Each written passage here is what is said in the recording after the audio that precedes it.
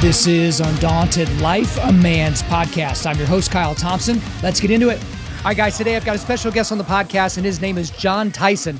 Jon is a pastor and church planner in New York City, and he lives in Hell's Kitchen neighborhood there in Manhattan. He's also the lead pastor of Church of the City in NYC. He's originally from Adelaide, Australia, so you'll be able to hear that wonderful accent here in just a second. But he moved to the U.S. over 20 years ago because he wanted to renew the Western church. That's capital W, capital C, okay? He's written books such as Beautiful Resistance, Rumors of God, Sacred Roots, A Creative Minority, and The Burden is Light. But we spent almost the entire interview talking about his latest book that came out in August of 2021, and it's called The Intentional Father, A Practical Guide to Raise Sons of Courage and Character. Guys, this book that I'm holding up right now, if you're not watching this on YouTube, you should be. This book right here is a wonderful guide for men with young boys or even preteen boys, teenage boys, that they want to have an intentional relationship with their son and usher them into manhood. Guys, we live in a culture here in the West, except for, random religious sects here and there. We live in a culture that does not usher or lead young men into manhood. Men get to self-actualize and decide when they're a man. Maybe it's the first time they have sex, or whenever they leave for college, or whenever they get their first job. They get to pick that, and no one helps them along that journey. Dads aren't helping them along. Grandparents or extended family, the church, their schools, their teams. No one's helping these kids.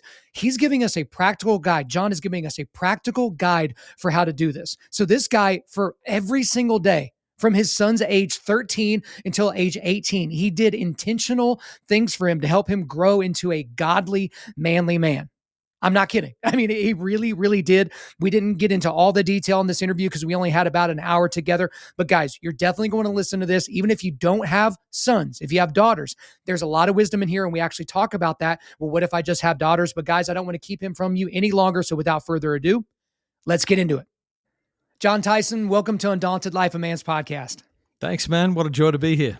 Man, it was even great talking to you off air. We won't tell everybody, all the things we talked about, but we did come up with a lot of ways that we can get world peace and other things to sustain the planet. So guys, we'll work on it later. But as a means of introduction to our audience, for anyone that's not familiar with you, you're both a pastor and a church planner in New York City, but you weren't always those things, and you didn't always live in New York. So give us, I guess, the 30,000 foot view version of how you ended up as a pastor and a church planner and how you ended up in America.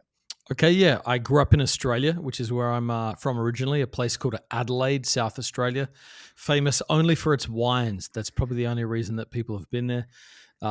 Dropped out of high school at 16 to be a butcher, started working in a meat factory at 14, had a great entrepreneurial boss who cast some vision about working as opposed to just doing formal education. Became a Christian in a radical Pentecostal youth revival at 17. Came to America at 20 with a scholarship to study theology. Met my wife, been married 23 years, got 2 kids. I have a son who's 21, a daughter who's 19. So we're empty nesters now. Moved to New York 16 years ago and heard about church planting in the early 2000s. Had never really heard about it. It wasn't quite a public trend then, and felt like this is why I was put on the planet. And so I've been bouncing around in New York doing that ever since. The gift of evangelism. Now I got to ask you as a butcher, what is the best cut of meat? Because there is an answer to that. It's not just opinion. What is the single bone-in ribeye? Okay. Bone-in ribeye. That's what I'm talking about. You're going to get along great with our audience today. But man, I don't want to waste any more time. I want to get into the reason why I really wanted to have you on the show. And it's this book, The Intentional Father, A Practical Guide to Raise Sons of Courage and Character. Guys, I'm going to tell you right now, it's in the show notes. Pause this. If you're driving, pull over to the side of the road, order this book and order the hard copy. It's gorgeous. All right. They did a great job with this thing, but we're going to go into a lot of the details as to the book here, but in the most basic form possible. What is the book about? The book is about recovering a lost process to produce healthy men for the good of the world. And That's it. And so when you say healthy, so help me a little bit with that, especially right now, everyone thinks they know about health and they talk about it because they listen to Joe Rogan or something like that. But when you say healthy, specifically in the idea of masculinity, of manhood, what do you mean? Well, I'm a follower of Jesus. And so my conviction is that the greatest man who has ever lived is Jesus. Jesus was the perfect combination of compassion and courage. He knew how to get every moment right. If it required confrontation, he would throw over the tables, make a whip, drive people out. He would also weep at the death of his friends. He was like a fully integrated man, lived for something beyond himself, true greatness, and had a spirituality and earthliness, understood manual labor, moved in the supernatural. I'm trying to raise up people like Jesus. So to me, that's the ultimate goal, is helping dads have a vision to produce their sons to become like Christ. Well, I think it's so interesting that you bring, obviously being a pastor, you bring Christ in the conversation so early, because I'm going to go through several quotes from your book. But one that struck me very early in the book was actually from the foreword. And the foreword was written by David Kinnaman, who's the president of Yeah. Barna, which is the Yes. entity that kind of helped get the statistics and research together for the book. He said that churches are not helping fathers find a way to usher boys into manhood. And I would say that I agree with this sentiment. I've talked about this on my show quite a bit. I'm curious as to whether or not you, as a pastor, because this is kind of talking about yourself a little bit, whether or not you agree with that assessment. And then I guess overall, culturally, why are most Western boys not initiated or ushered or welcomed into manhood? Well, the first part of that question about how the church is doing, the American church, the church around the world is so large. The American church is so fragmented. I would say in sort of mainline evangelical churches, we are failing miserably. And what I mean by that is somewhere still around 70% of young people lose their faith when they go into college, first year of college. If we had a plan that resulted in a 70% failure rate, we would probably change our plan. And so my anecdotal and maybe statistically acknowledged evidence is like, it's not working. I mean, the rates of depression, particularly against young men, sense of aimlessness, lack of purpose, lack of confidence, extended adolescence, these are all culturally recognized signs. And for the most part, there are some differences and meaningful differences, but Christian young men struggle with the same issues to a staggeringly large amount. So I think the proof is out there. I think we're failing because I think a lot of folks are overwhelmed. I think a lot of churches don't know what to do with the good of male energy. And so they don't know how to channel it in redemptive ways. How do you tap into a man's capacity and ambition? Well, hey, be a greeter doesn't feel exactly like how to utilize what it is that a man can do. So I think, I think the culture's overwhelmed us. The church hasn't quite known what to do with male strength. Faith often can feel very ethereal and disconnected from real life. And then there's a bunch of stereotypes out there that I think, can produce frustration and disillusionment. So the church has a lot of work to do. And, our church, the challenge I have in my church is that, you've been in New York City. My church is filled with babies and middle-aged people. I have very, very few teenagers. The ones, the dads we do have raising teenagers, honestly, are killing it. Killing it. Great. I could not be more proud of the fathers in my church, particularly with teenage boys. I've got dads who have gotten up every single day to pour into their kids since their sons turned 13.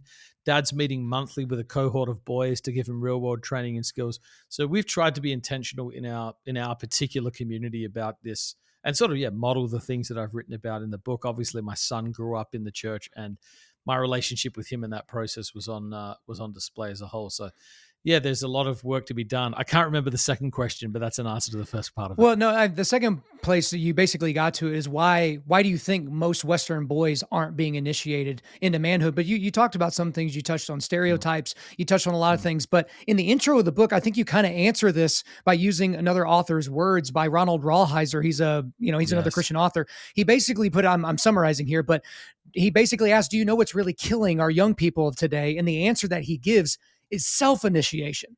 And I think that is such a bad thing, because basically we're looking to culture, we're looking to dorks on Twitter and idiots on TikTok, and we're getting our cues on manhood from those things, as opposed to who you already brought up, Christ, who's the ultimate model of manhood.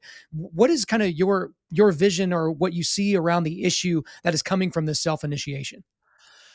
Well, it's happening. It's a God-designed process. Somewhere in the early adolescence, whether that's between 10 or 13, maybe a little later, you begin to undergo very, very real changes. There's a huge wash of testosterone begins to develop at a disproportionate rate. All of a sudden, you view reality differently.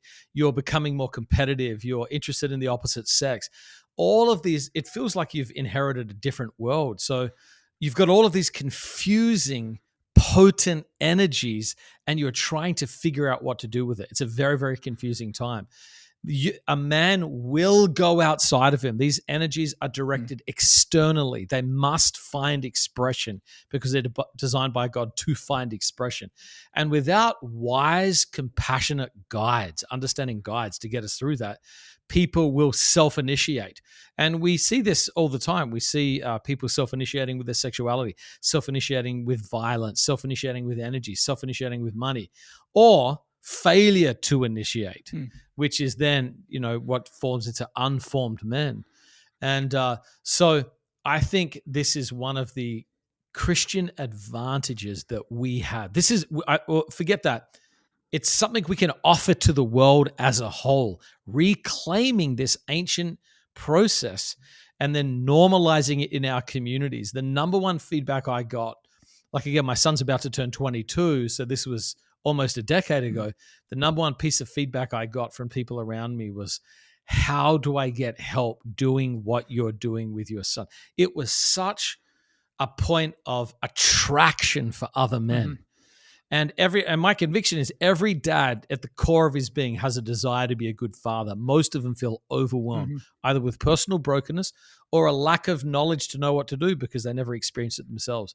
And so I think recovering this process and offering it to others is a huge thing that Christians can bring to the table. What it leads to, John, is you have these young men that are in the church that don't really see a place for themselves, and then they grow up to be men who leave the church because there was no place for them. And I told people this, I was on a debate show over in the UK, and I'm like, look, if the church keeps sending signals that there's nothing for men to do, men will go do something else. Like it's exactly what you said. They will use their skill sets to do something. And it might be preparing for fantasy football draft. It might be going to the shooting range. It might be going and playing some pickup basketball. They're going to do something else, whether it's productive in your mind or not. And so the thing that I like about your book is you don't leave a lot to the imagination. You spell it out for guys like, hey, here's your roadmap if you want to use it. So the book, other than the intro, is broken up into 4 main sections. It's preparation, initiation, formation, recognition. And then in the introduction, I think it's great to at least mention this. You talked about 5 types of fathers. And I think just even as I talk about these fathers, guys will be able to self-categorize. But there's the irresponsible father, the ignorant father,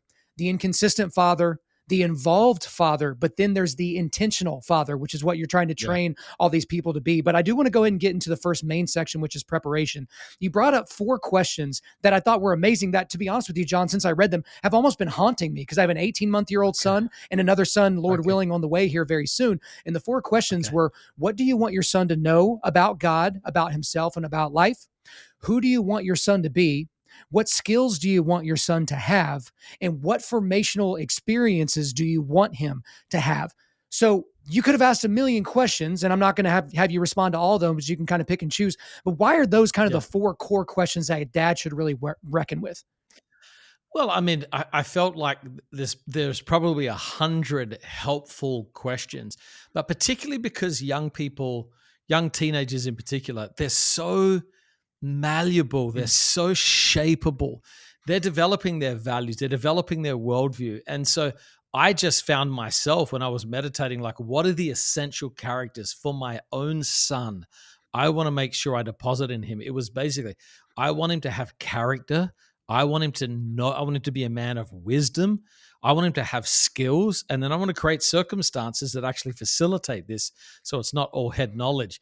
Somebody on Twitter, I think, put out and said, hey, do you know that this is like identical to like the Army Rangers process of formation? And I was like, no, I've never even heard that. But apparently it's the same sort of thing. It's about character. It's about skill. It's about wisdom, knowing the right things that need to happen. So I would think, where do most young men feel overwhelmed? It's like they don't know who to be. They don't know what to do. And if we can create sort of conscious environments that draw them out, safe places to fail, to question, to experiment, to learn, to grow, I think that when they head out into the world, we're going to have people who are formed in the right places. And you can build 1,000 beautiful things on top of the right foundation. But with the wrong foundation, nothing's going to last. Yeah, it's certainly not going to last. And there's going to be nothing for them to give on to the next side. So that's the thing that I found really amazing about this is if you think about it, if you had woundedness, which you brought up earlier, you're going to carry that woundedness on, even if you don't want to, even if you're not aware of it. And so imagine if you're carrying around generational woundedness, that becomes a major issue, not just for your sons, but for the rest of your progeny.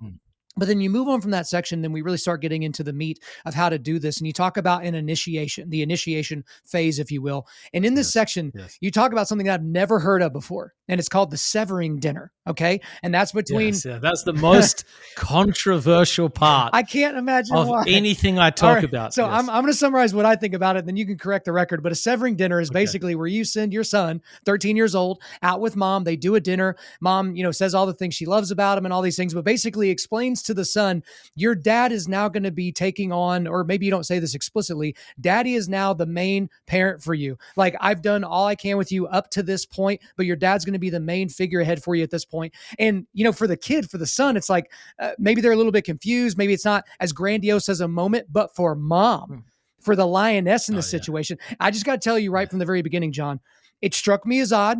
It struck me as highly unnecessary. And my wife is a legitimate lioness. So I'm like, I don't want her to take the next 5 years off, but I know you put a lot of thought and really philosophy into why you would even want to do a severing dinner. So you go and give me the reasons why I'm wrong, why it's not weird, why it's not odd.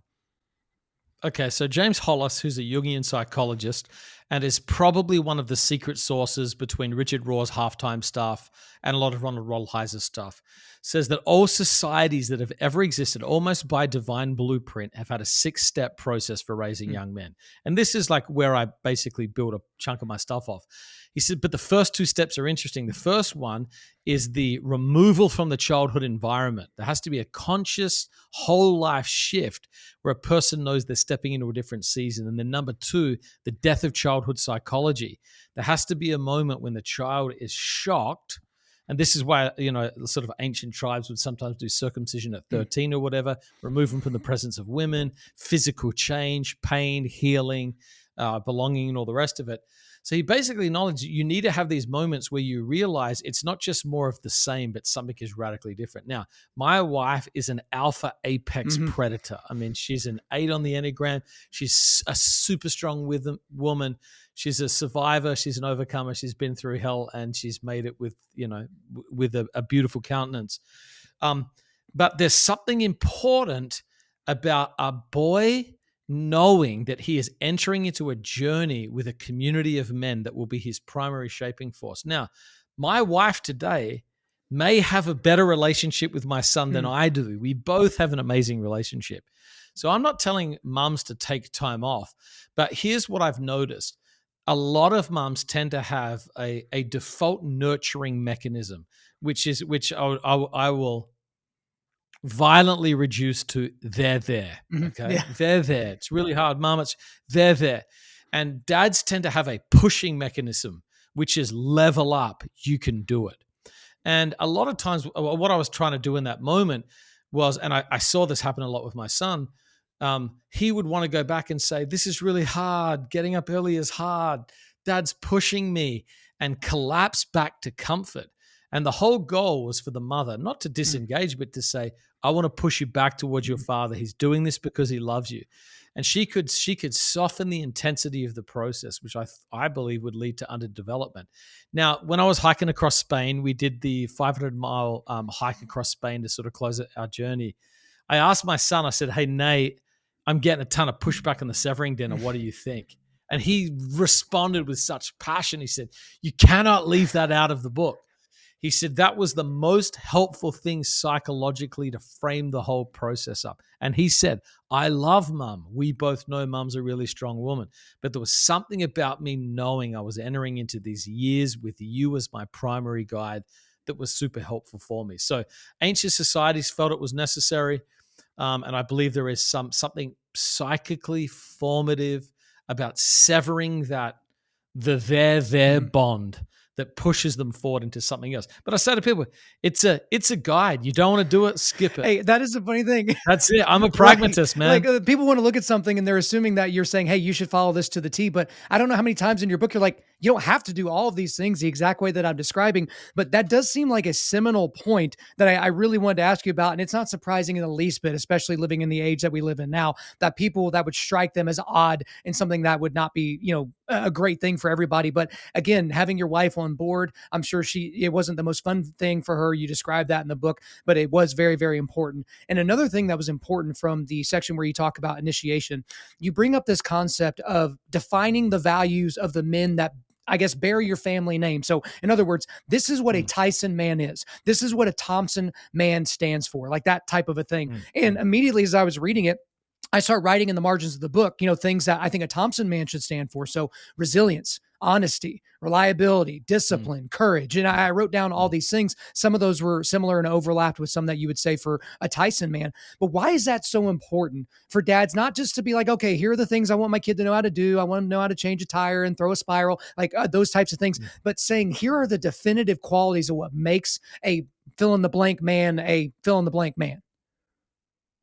I think God's desire is for our lives, generation by generation, to get better and distribute more blessing into the future. I think God is a generational God. And if we are stewarding our own stories well and desiring to have a godly legacy that we leave into the future, we have to discern what these things are and we have to pass them forward. The problem with a lot of young folks today is, and a part of this is chronological and a part of it is generational. When you're young, you think the whole world started when you were born. You cannot conceive of any history that really mattered before you had sort of conscious awareness of life. And we do live in a generation that is severed for the most part from previous generations in healthy ways and looks only with disregard. A lot of them look at I'm just thinking about media interviews I've seen with teenagers. They look at the world and they think you've been poor stewards of creation. They look at violence in culture and they say you failed to bring a society of peace. They look at excess and say you failed to pass on any sort of self-control or restraint. So there's a lot of criticisms, some of it genuine, of previous generations. And I want to push back on that and say, hey, no, there's good things you need that you will miss out on if you do not receive, because I have walked faithfully with God and I have handled a large section of my business and I've got some wisdom and stuff to pass on to you. And I think that there can be an ache and a longing to know that we're a part of something bigger. My greatest longing growing up, I would see other families that had these multi-generational traditions, either property that they own going to family homes, family properties that grandparents had brought, or traditions that would happen at Christmas and other times. And my home, for a lot of different reasons, had very few of those. And I ached to be a part of a story larger than mine that was an inherited blessing that I got to pass on. I'll tell you something that's interesting. That the two families that understand the importance of generational stories are the poor and the ultra wealthy. It's the middle class that don't value them. For the most part, the poor are stewarding stories of pain and struggle, overcoming and courage. You don't know where we've come from. You don't know what we've been through to get here. Do not forget your past and what it cost us. The wealthy are often stewarding stories of privilege. Do you know the success your grandfather had? Do you know how we got this money? Don't screw up where we've been. For the most part, it's middle-class people who are so consumed with their own stories, they forget to pass this on. And I think that there's tremendous value in doing it.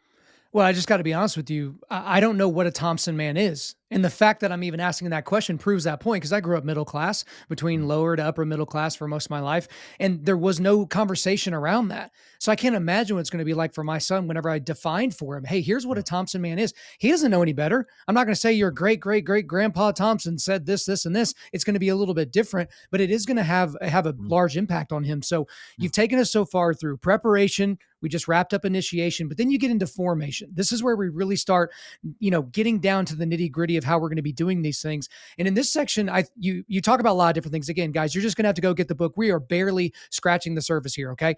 But you talk about preparing for big moments. Okay. So, and you threw out a bunch of examples like first girlfriend, first time shaving, first exposure to porn or drugs, or first exposure to death, sickness, those types of things.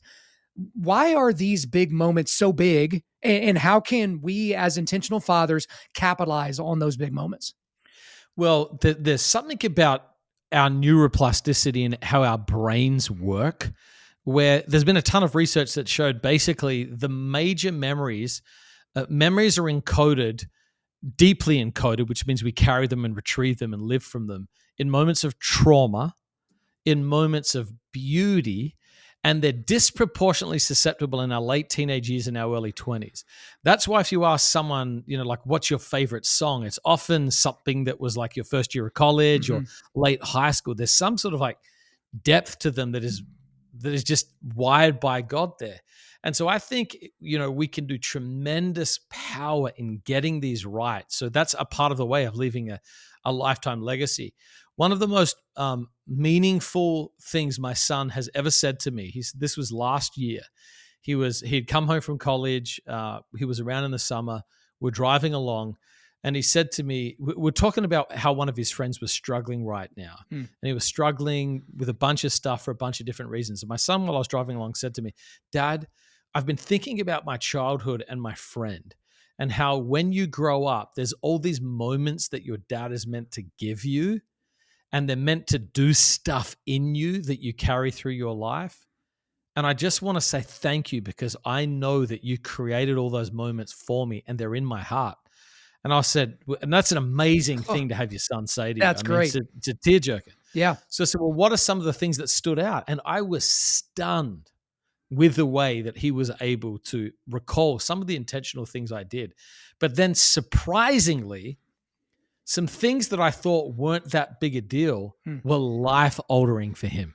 Just moments where I was like, you know what, I don't know if I've got the energy, but let me just do it anyway. Some of those smaller moments were things that he really carried in his heart. Some of the, should I say it or not? You know what, let me just say it. And those words pierced his heart, encouraged him, and have stayed with him. So, Jim Rohn, an old self-help guy that, I actually really respect and have appreciated a lot of his stuff. He said, life is measured by the intensity and frequency of beautiful moments. Like that's what it is. It's intense moments that stay with us.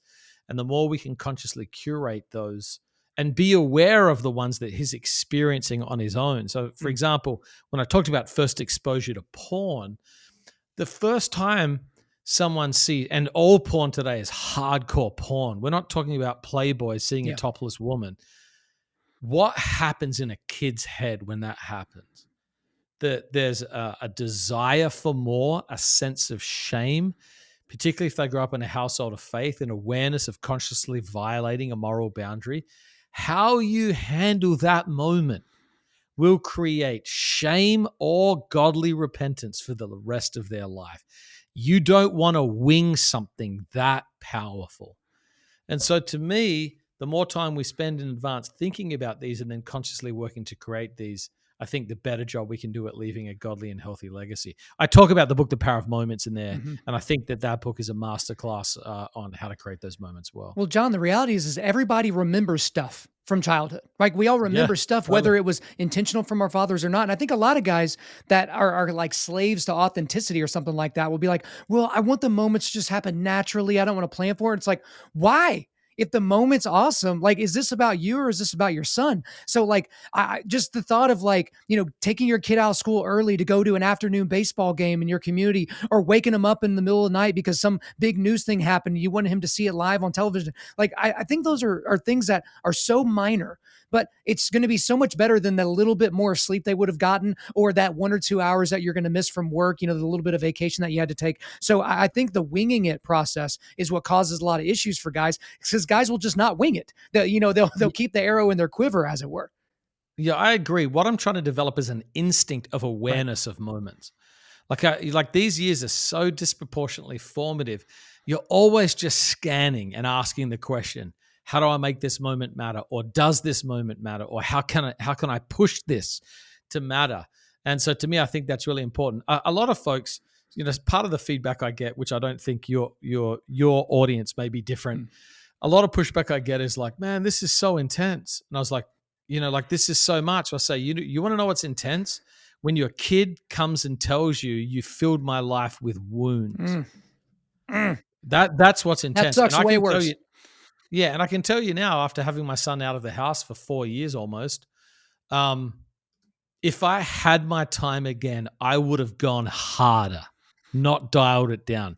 If I would very, very gladly trade 100 hours that I spent watching TV or movies for 100 hours with my son again. So I'm telling you, like you will regret not making moments more than you will working hard to create beautiful I mean, I think about that literally all the time because we live in this culture where it's so I just binge watched this show on Netflix or on Amazon Prime, and then it's like, okay, when's the next show or what show am I going to move to now? Yeah, And totally. it's all these people that are looking for 10 more hours of distraction from their normal life. And it's like, bro, when's the last time you read a book? When's the last time you put on your running shoes? Like, when's the last time you took your wife on a date Totally. and we're worried about Squid Game 100%. season 2? Like, what are we talking about here? Now, Yeah. I do want to get into a little bit because from that section at the beginning of chapter 10, that's a chapter called Being Good at Being a Man. You have this quote that I wanted to ask you about, and the quote's this: Young men today don't aspire to a moralistic vision of generic goodness. They want a deep understanding of what a man actually is and how to be good at that. They want the vision and skill to master the art of manhood. I will say, when I read that quote, I highlighted it, and in the margin, I wrote, I don't agree. I don't see modern kids this way at all. I see most of these men looking for cheat codes of how they can, kind of get away with doing just enough or getting away with doing just enough to where they're not accused of being toxically masculine or where they're not violating, whether I want to ask this girl on a date, but I don't want to seem, I want to come off too strong. Or I see this generic morality all over the place and this generic goodness. And I see people, especially kids, more focused on potentially being an influencer on TikTok or YouTube someday than they are about the art of manhood. And perhaps I'm a little bit just jaded or cynical about what I see in the world, but kind of help me understand a little bit more about that quote.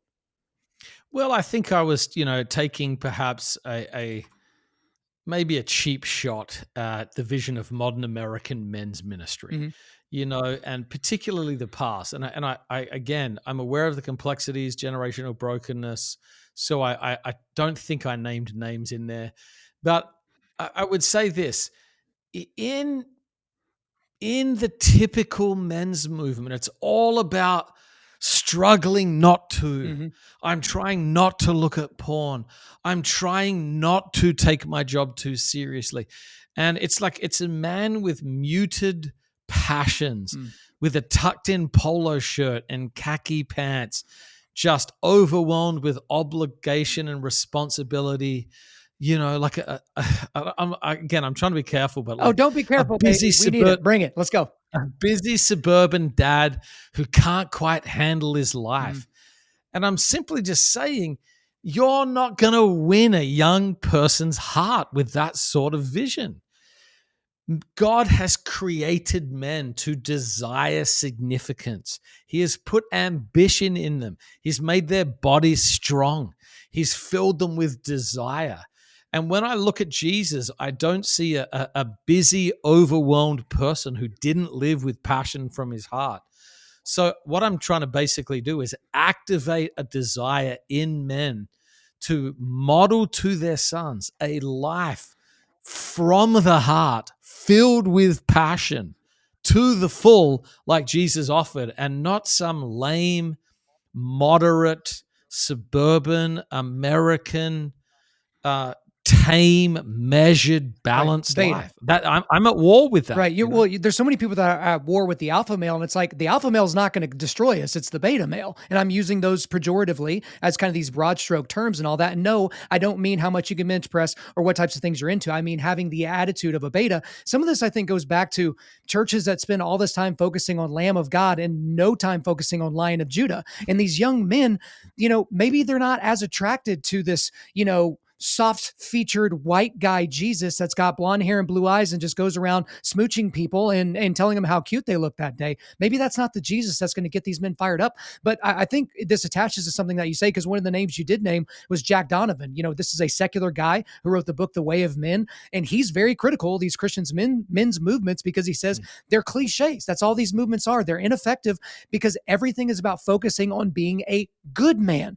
While as we're not defining what a good man is, but it goes to what you're saying, a good man doesn't do these things, but we don't spend any time focusing on what a good man actually does. So why is it that somebody from the secular world that shouldn't really have a worldview that even, reckons with these types of things, how can he nail the issue so well in all these, godly groups, these Christian men's groups that just throw you in a circle and say, talk about yourselves? Like, how are they getting it so wrong? Well, I think there's two forces. One is internal and one is external.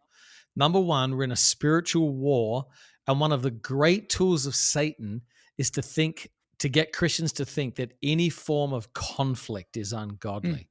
The Bible is filled with Right. conflict. It's extraordinary how much conflict there is. Second, but you got to be in the right fight for the right cause with the right attitude. I think so. I think that's a huge force where we're continually like reducing our passions. We're not wanting to offend. I think that is a toxic part of our culture because it is driven by people who don't care what you think, who are violently using their power to silence you. So again, it's a form of cultural hypocrisy, but Christians not wanting to alienate people from Jesus, I think, are very, very susceptible to that. I think on the inside as well, inside the church, I think again, there's been so many bad examples of there is such a thing as toxic masculinity. I mean, it exists in the world and it exists inside the church. But we're so overreacting to it that we're actually falling into the opposite trap. A passive man is a gift to nobody. And that's why when I talk about the values, I address this in Proverbs chapter 31. It says, do not give your strength to women, your vigor to those who ruin kings. And my whole point is like male strength and vigor is a gift. The key is to handle it and channel it in the right direction. I'm working on a book right now and a little bit of a project called Restoring Kings. And the whole thing is basically about it's for men it's for men who didn't get the primal path growing up. And my whole contention is about how to activate and channel male energy. So I think, again, the church has been, it's so reactive. It feels threatened by strong men. I think Jesus would be kicked out of most churches today. Right. Jesus would be seen as a fundamentalist, and they'd kick him out and they'd say he's too intense. So to me, my goal is to get Jesus back at the center. When you read the Gospels, Jesus is more shocking and more passionate than any of us are truly comfortable with. He is 100% lamb and 100% lion. He's 100% grace, 100% truth. I think part of the reason people think is that if they pour enough of those two things into the Jesus bowl, they'll get 100% of something. But he's not 75% lamb, 25% lion. Yeah. He doesn't exist in that type of a mindset, even though that would be easier for us to all digest. So, again, we're kind of, going quickly through all this, but we only have so much time. So we got preparation, initiation, formation, and then we get to the end, and that's recognition. Okay. So this is kind of at the end of everything. You mentioned the hiking trip that you and your son went on in Spain. This is a ceremony of welcome and blessing. And I don't have a question prepared for this side. I just want to give you a little bit of space to explain why the recognition portion is so important and what guys should be thinking about as they're kind of moving towards this area. Well, a big part of it is about identity. I mean, there's a very, very simple psychological concept. We get our sense of worth based on the person whose opinion we value the most. I mean, that's where our line of recognition. We know it should be God, but there's something I think within a man's heart where he's looking for blessing and recognition from his father. There's like I've been a pastor for 25 years. I've seen thousands and thousands of people come through our church in New York. I was a youth pastor before that in large mega churches.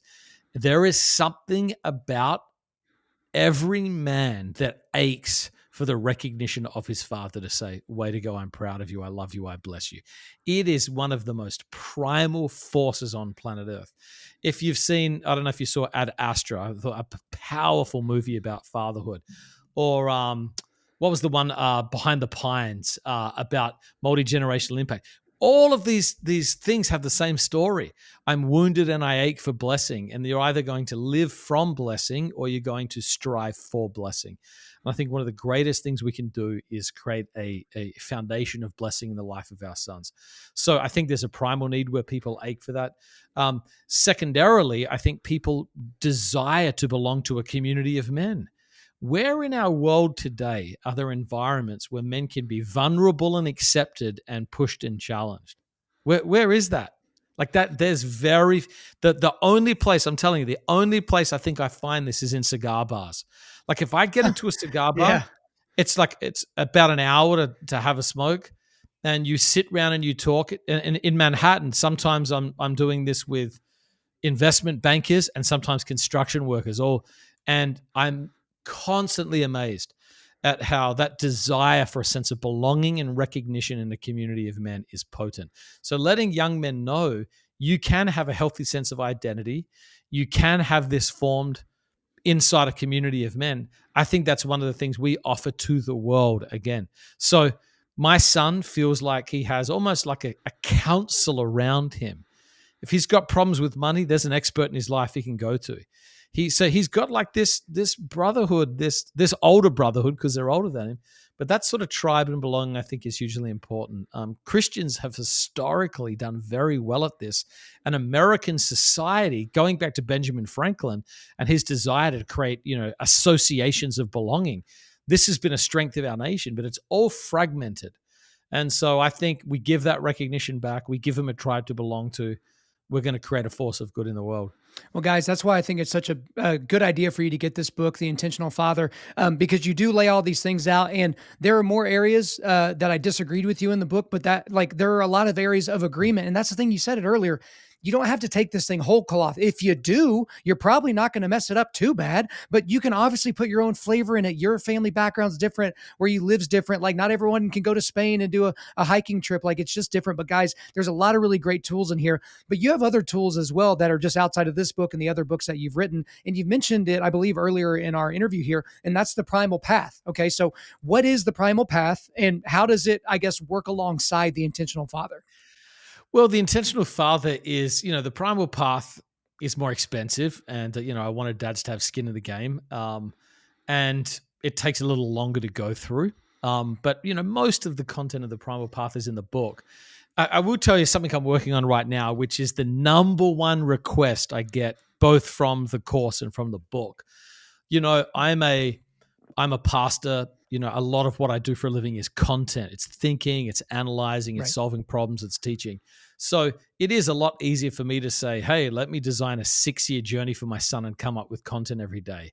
A lot of dads are busy. And so a lot of the places where people get stuck, it's like, hey, man, do you have like a Bible study in the life of David or Joseph or Jacob or Jesus and at the point I've said like, no, you do the work and you will fill in the gaps of your own formation and grow. But honestly, I realize this may be something that I have a capacity in and I probably need to steward a little better. So right now I'm working with the Primal Path on a 4-year scope and sequence, like a college degree, but for high school kids, about how dads can actually take this. And again, you could use those as like discussion guides. You could use those as like, stuff you want for yourself.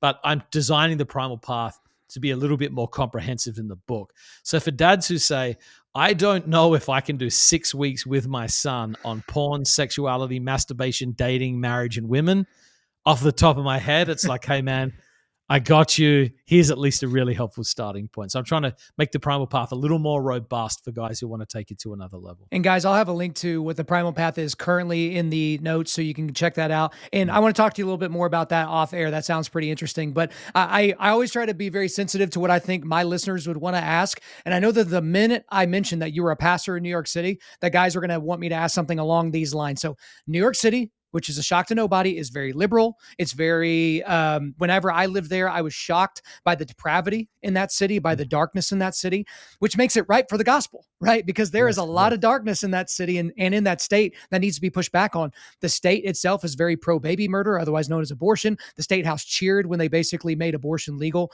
through the day of birth. It's pro-LGBTQ lifestyle, not just feelings, but the entire lifestyle, the entire array of that. Two things that are very counter to the Christian worldview in practice. How do you, as a pastor that wants to be relevant, but not so relevant that you're not, gospel centered and biblical, how do you speak into those issues, in your city, in your state, without being ran out of town? Well, I mean, I'll tell you an interesting thing. Part of it is about having courage. I did a series called The Controversial Jesus, and that to me is probably worth your listeners. I talk about Jesus in the gay community, Jesus in the transgender community, Jesus and women, Jesus and politics, Jesus and mammon. I try to hit like the biggest issues no one's willing to touch and to go at them with my highest level of skill and teaching that I could. So I recommend those resources if people want to actually listen to how I've handled it in the past. When I first moved to New York, this is 2005, I met with a Christian leader who'd been there a long time, and I said, I'm an open book. give me any advice. What do you want to say to me? And it was the shortest meeting I've ever had. He said this: woe to you when all men speak well of you. That's what Jesus said. Yeah. And that was the meeting. You want to talk about a never give up. It's just like, and here I am talking about it 16 years later, very, very potent meeting. So I've tried to do that. Now, Christians can be offensive in an ungodly way, but we will always have some sort of godly offense in a secular culture. So it's inevitable. So number one, I've broken, I think, the fear of man in my heart. I realize that I'm in a spiritual war. I realize that the culture thinks that what I believe is unhealthy and unhelpful, that they think it's as wrong as I think that what they think is wrong. I'm trying to be disruptive, but not disrespectful. And I think that's the way I'm trying to do it. The Bible in 1 Peter 3 obviously says, do this with gentleness and respect. But I want to be persuasive. Mm-hmm. I want to speak with conviction. But my number one thing I'm trying to work on is building a countercultural community. And that's what I think the church should be. So often the church is yelling at the LGBTQ community while you've got men binging on porn and treating their wives terribly. And so it's like, we got to get our house in order. It doesn't mean we wait till it's 100% in order before we share our convictions and speak out. But we are so far lagging behind. And I also try and be an equal opportunity offender as well. And coming from Australia, and I'm now a US citizen, but I don't think America is the promised land. I think Jesus' kingdom of heaven is in every culture, in every place where Jesus is preached and submitted to as Lord. So I'm willing to be an equal opportunity offender. So for example, when everybody was hating on Trump, and there was so much Trump hatred in New York, Manhattan, where I've been the last 16 years, 90% voted for Biden. It's obviously a Democratic city. But I would say to how many of you are disgusted by, Donald Trump and his behavior, and how many of you have looked at violent images of women and masturbated to it this month looking at pornography? Now, I said that from the pulpit. I'm not trying to be like Driscoll at all. But I think that those sort of honest confrontations where we get the log out of our own eye and we realize that judgment begins in the house of God and we preach that, I think that builds a counterculture that I think in some way shows the world what's possible. I think in a lot of ways, bullying and some of the language aside, I think the church could use a little bit more, Driscoll, because the salt and light that we're called to be, we can't be a preservative that salt was meant to be used as if we're not salty. And again, you put it out there, it's like our message should be offensive because the gospel is very offensive to every other worldview that's not centered in the gospel, but the way that you present it should not be. But one thing that I think is kind of interesting for you is you came from Australia. Now you're in the United States, but you're in New York City, which is kind of like not the United States, but kind of is like, definitely true. It's definitely Europe. It's Europe. like its own country or something like that. But during this time of COVID, which we're in year 3 of all this with the lockdowns, and in Australia, they basically have internment camps. Australia's it's very, very weird. And the thing I'm also seeing that's weird, and I don't really know what my question is here, but I'm seeing Romans 13 thrown around a lot, as a reason for us to just go along with whatever the governing authorities tell us to do. And then others are using Romans 13 as the exact reason why we should resist the government authorities. And, we should clearly try to overthrow the things that they're doing without regard for godly authority. But for you, how do you act as not just another Christian, but as a pastor, as a leader, as a shepherd of people in these times where the government is basically telling the church what it can do, telling us to separate people into vaccinated, unvaccinated, or clean and unclean? How do you traverse that? It seems impossible. Well, I mean, it is impossible. It seems impossible. It's impossible. So I've had people, so 2 thoughts on that. Number one, just in terms of demographic trends and sociology, I just posted today, and then again something last year. It's amazing how many people are moving to the South. Right, the top 10 areas of where people are moving are all red states, all those cities. Yeah, I mean, if I was in politics, rather than just accusing everybody for doing that, I would try and understand the reasoning behind what is it about these other parts of the country that is making people bleed out from them and want to go into different environments. I don't have an opinion on that. That's a fascinating thing to me. The southern states traditionally, even during COVID, have defied a lot of the orders and had a larger sense of freedom. I think you got to be wise. What is the goal? It's to be a godly, wise man. So how do you handle these things with wisdom? And I think for me, it's like place to place, it's very, very different. I got COVID in March 2020. My wife got it. This is right on the front end. My wife was in bed for a month and almost died. I'm grateful for the vaccine in many ways. You look at the ways people's like I just saw a chart this morning. It's like the people who are dying for the most part are unvaccinated people. Now, am I a vaccine pusher? No, I want to be wise in how all of these things play together. What I think should happen is that Christians should live with a freedom of conscience. I think pastors should lead as much as they can from the scriptures. They should obey where they must. They should defy where they must. But I'll tell you this, moralizing it, and then hating other Christians because of it is not building credibility in the eyes of the world. I tell people, so, in New York City, if you are old and maybe it's like, this is why I left, I'm still there, but over 5 years of age, you're required to be vaccinated to participate in the social contract. Like if you're going to go to a restaurant, you have to have proof of vaccine or whatever. We don't require proof of vaccine at our church. I was like, that's a line I'm not willing to make. I'm not going to say, hey, you have to show a vaccine card at the door. And I believe that the US still has places for exemptions and that sort of thing. What I get frustrated about is I tell people, I've been in New York 16 years. I've preached on all the hard topics. I've lived with conviction. I've modeled integrity. And if you're going to leave our church over a requirement we have or a refusal to have a requirement like that, hey, you know what? You probably should, because in my mind, you are not on the same mission that I am.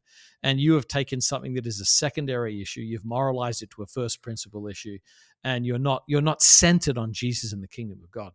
Now, that may offend some people. That's fine. Show me in the Bible where a mask or a vaccine is a central issue in the kingdom of God. It's not a condensed symbol, and people keep trying to make it one. And so to me, we need to be gracious with one another. We need to be wise where we are. I'm never mean or snarky. I always try and be pastorally responsible. I read deeply on both sides of the issues. There's different convictions from people I fundamentally respect on both sides of all of these issues. I try and serve Jesus faithfully where I am, be a counterculture. Well, Jon, it's so much easier to deal with life when we can granularize everything, right? If we make everything about the mask, because I know people that have left churches because they had a mask mandate. I know people that have left churches because they didn't have a mask mandate. And I was just like, is your discipleship with under that, shepherd so weak that it can be altered with one thing that doesn't seem to be like that big of a deal? And I feel like I opened up a can of worms without having requisite time to really deal with it. But I want to go ahead and move into the last section of the show here. And Jon, I'm watching the clock. Oh, we got about 5 minutes left, but this last section just kind of rapid fire. Is that okay? Yes. Okay. Sounds great, man. Let's get into it. So the last section of my show, and I love doing this with people, and you'll do great at it. It's called, what would you say to somebody that said, or what would you say to someone that said? And I'm going to fill in the blank with a statement. Okay. And it could be about a little thing or it can be about a big thing, but here's the deal.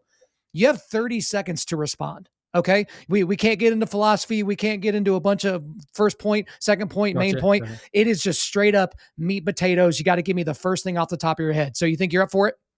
Yeah, man, let's go. Okay. What would you say to someone that said, I simply don't have time to be an intentional father? You will sadly live with the consequences of your lack of intentionality. The pain of regret is greater than the pain of discipline. Make the time. All right. What would you say to someone that said, I'm not comfortable with pastors making money on things that are outside of their normal job duties? I would say the Apostle Paul funded his entire mission by making tents and receiving donations. 1 Timothy 5 says the elders who teach and lead well are worthy of double honor, and Paul still made tents. So you need to get a larger theology about how money works. All right, let's keep going. You're doing great. What would you say to someone that said, if I only have daughters, do I still need to try and become an intentional father? 100%. I've got a whole nother thing that I did for my daughter called 50 Pieces of My Heart, 50 key deposits every dad needs to make in his daughter's life. I'm working on that right now. Okay. They need it. Very good. Well, we'll make sure to have you back on whenever that is done, because our guys definitely need that as well. What would you say to someone that said, Australia will never be as good at rugby as New Zealand? That sadly may be true. I mean, you're That close, sadly right? may be true. I can acknowledge the All Blacks are something else. Okay, I've got a neighbor that lives a few doors down that used to play for the All Blacks, so I kind of asked that question Yes. Okay. specifically for him. Had to get that needle in here. Just a few Yes. more left. What would you say to someone that said, "My number one goal as a man is to provide financially for my family. The rest will take care of itself"? It will not take care of itself. You're wrong. You need a bigger view of success.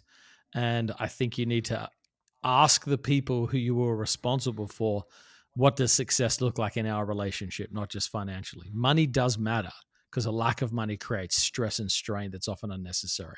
But you need a bigger view and a wider vision of relationships. All right. What would you say to someone that said, "The Western church will eventually collapse"? That's not true.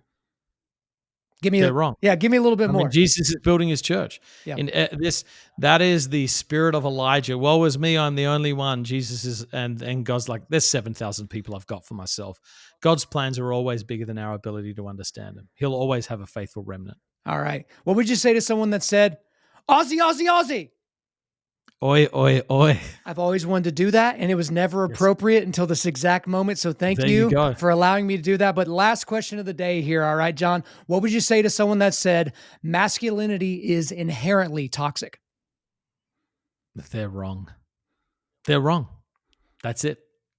I agree that they're wrong. Definitely guys that listen to this show agree that they're wrong. But John, we have taken a lot of your time today and we went into a lot of detail in this book. Again, guys, the book is in the show notes, The Intentional Father. But, you know, we don't have time to go into any of the other issues, any other cans of worms that I opened. But that is all for me. Is there anything else you want to get off your chest? No, man, this was good. Thanks so much for listening, taking the time. And I really appreciate you reading the book and giving a thoughtful sort of back and forth on it. A lot of folks just like wing meta questions. It's obvious you worked hard. Thanks for taking the time to do that. I respect Well, that. I appreciate that. That is my thing. If you're going to donate your time to me, I better donate my thought and input into the things that you've done because that's better for you, better for me, and certainly better for the audience. But Jon Tyson, thank you so much for coming on Undaunted.Life, a Man's podcast. No worries. Cheers, mate. Appreciate it. There you go, guys. I hope you enjoyed our interview with Jon Tyson. There's a lot of practical knowledge and wisdom in there, a lot of stuff for you to take and chew on later. But before we let you go, we are going to do a quick resilience boost at Undaunted Life. Our mission is equipping men to push back darkness. And specifically, we do that with content like this podcast that helps you forge spiritual, mental, and physical resilience. So I've got 2 links for you today. I've got a link to the Amazon link where you can go and pick up The Intentional Father by Jon Tyson. And I've also got The Intentional Father by Jon Tyson from Barna. So you can order from either of those places. And then also I've got a link to the Primal Path, which we talked about in the interview. All right, guys, thanks so much for listening to the podcast. We do appreciate it. Wherever you're listening to this, please subscribe, rate, and leave us a positive 5-star review. If you want me to come speak live at your event or on your podcast, just shoot me an email to info@Undaunted.Life. That's info@Undaunted.Life. You can follow us on Instagram and TikTok and like us on Facebook and check out our website for everything else, including how to donate to keep more content like this coming your way. Just go to www.Undaunted.Life. And we also want to thank the band August Burns Red for allowing us to use their music for our content. The music on this podcast is our song Cutting the Ties, which is off their 10th anniversary re-recording of their album Leveler. The links are in the description. I'm your host, Kyle Thompson. Remember, keep pushing back darkness, keep forging spiritual, mental, and physical resilience, keep seeking the Lion of Judah.